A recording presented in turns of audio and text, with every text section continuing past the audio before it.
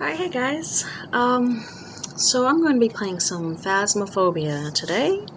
I have played solo on and off for about a couple months now. I've watched a lot of YouTubers, Lauren's Eastside, Gloom, I has Cupquake, and the whole gang. I've watched them play Phasmophobia for months until I finally decided to do it for myself. I have to start by saying I am antisocial, and so watching them play things like Phasmophobia and Among Us with all their friends is like, oh, that sounds really cool. I'm an introvert. So I have soloed this all the way up to level 21. And so today I'm going to attempt to show you that and like what I do. I'm going to start off on amateur level because, not gonna lie, I just tried to record something earlier before I got my screencasting program back to my upgrade so I didn't have to keep going every 5 minutes, and I just saw the ghost right away, it screamed, and completely forgot how to play the game because that was it's time to try the basement. Oh gosh, I don't want to do the basement. I don't. Okay, so I'm gonna die. I'm gonna die. I have nowhere to go. I have to. Ah, where's the bathroom door? Ah, oh my gosh. Okay, I found the ghost. I found the ghost because that was such a fast scare. It was only intermediate level, so they've really done some upgrades on Phasmophobia since the last time I played, and I went from a really old, slow computer, which took 12 plus minutes to load into the van, to this brand new one that goes super fast, I just found out. So I hadn't really gotten to play with the new updates that the game put out. So as long as you're a level 1, you will not have a thermometer, but as soon as that becomes a thing that you can buy a thermometer. That's the best way to actually find the ghost room. I did just try the, what was it, Edgefield Street House or something like that on intermediate, and the entire hallway and maybe basement, but I'm terrified of basements, so I never even opened that door. It was all cold, and that was after me playing for 15 minutes of on and off with this video recording. But anyway, I'm going to do Ridgeview Roadhouse, not on professional. I'm going to start on amateur for this one, just so I can show you that it is possible to do this game solo. And like I said, I've gone all the way up to level 21 doing this. So, let's get started. What I usually do first when I get to the van is turn on my video recording camera and set it on the tripod, ready to go. Then I'll grab my key, my thermometer, my strong flashlight, I suggest getting those two as soon as you can, and the EMF. The thermometer I use to find the room right away, the EMF I'll turn on and leave in the room once I find it, and then come back for more materials. Okay, so we need to, great, capture a photo of the ghost. I hate doing that. Motion sensor and witness a ghost event. That is sometimes hit or miss for me depending on what the ghost event is that they count. So if I can get it on the video camera, that'd be great. I think sometimes the dirty water will work as well, possibly. I don't exactly know what counts as a ghost event, to be honest. I do like that you can leave the flashlight on now when you switch between items. That was kind of a pain to remember in the dark when you're terrified to turn the flashlight on when you're switching gear. A couple of the other updates that they said they have sound really great, and then some are terrifying, like the fact that you can only hide in closets and lockers now, and that you have to hold the door shut. I fortunately have only died twice. No, this is the one I did. Ridgeview. Oh man. Starting back, I'm getting chills thinking. Oh, there's a bone. I'll have to come back for that picture. Thinking about this one that I just screamed my way out of. There was a ghost I had never seen before. Was the ghost in this house when I just played before recording now, so. I have been pretty successful in playing solo for the sheer fact that I'm quiet. I'm talking a lot now in this recording, but when I play it without recording, the key is to get in, get the job done, get out. So, yeah. Okay, turn on the kitchen light for when we come back. Let's check these rooms. Yeah, this is the laundry room. It's probably not going to show up there. Bathroom. And let's turn this on for just a second. The piano played last time I was in this house, so that was nice. Garage.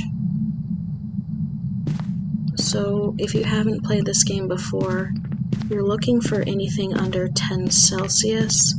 Yes, I am in the wonderful United States, and yet I prefer to play on Celsius mode because I'm just used to watching the YouTubers play that way, and it's just easier to see anything under 10 versus having to really think about my own temperature gauge, I guess. Figure out what's freezing or what's cold. Okay, so this one got a little chillier, but still not cold enough. Check down the hall, and then we'll go down the other hallway. Okay, this one is already cracked open. New.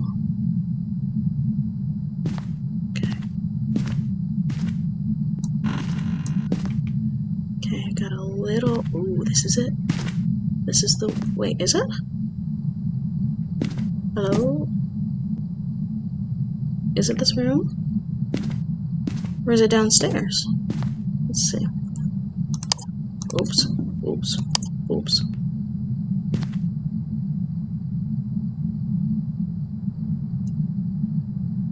I can't tell if it's this room or if it's downstairs. I mean, it seems to be.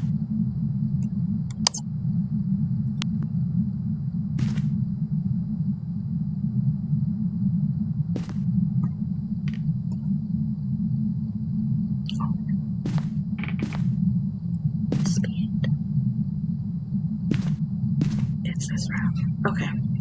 So what I'll do now is turn on the EMF and leave it in the room. Now that I know where it's at. If it's a big map, there goes the EMF reader. If it is a big map, I will leave the thermometer outside of the room to remind myself which room, especially if I've been through the entire map and it's one of the last rooms you check, of course. That always helps me find my spot, but in this case I know where it is. It's upstairs around the corner all the way back. And I did hear the EMF reader as we left, so I don't know what level it was, but we'll be back. The next thing I'll do is, I guess I need to get it in my hands, drop that off. I will grab, I still feel like I hear the EMF reader, which there's a ringing in my ear now, and that's great. I'll grab the book and my set up video camera now and go set these things up in the room, try to gather some more evidence while I reset, basically. Okay, so let's go ahead and head back in. I usually like to run, although it's not much faster than walking, to and from the front porch because it does get me there quicker, and I don't think it makes much difference if you run where the ghost cannot get you. Oh, that's nice! Picture fell. I'm terrified to turn the corner and there be a ghost. Okay.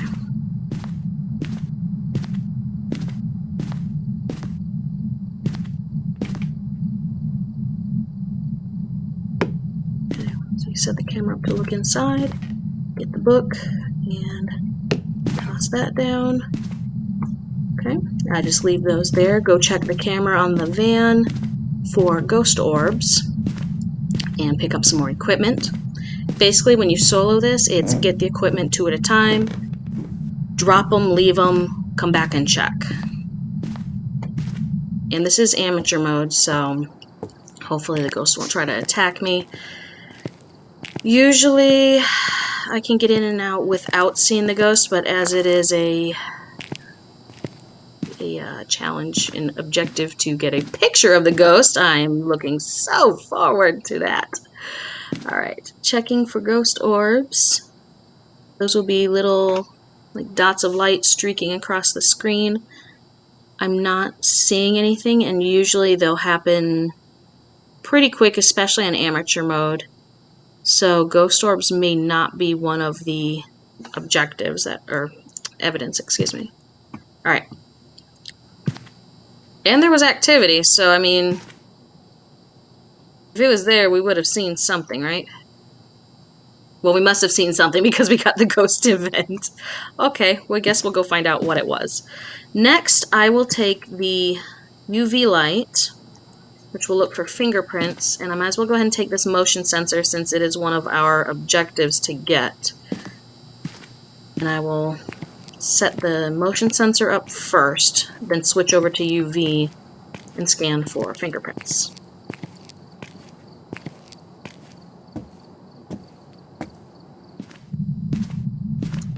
I forgot I was running. I don't know why I'm whispering. Okay.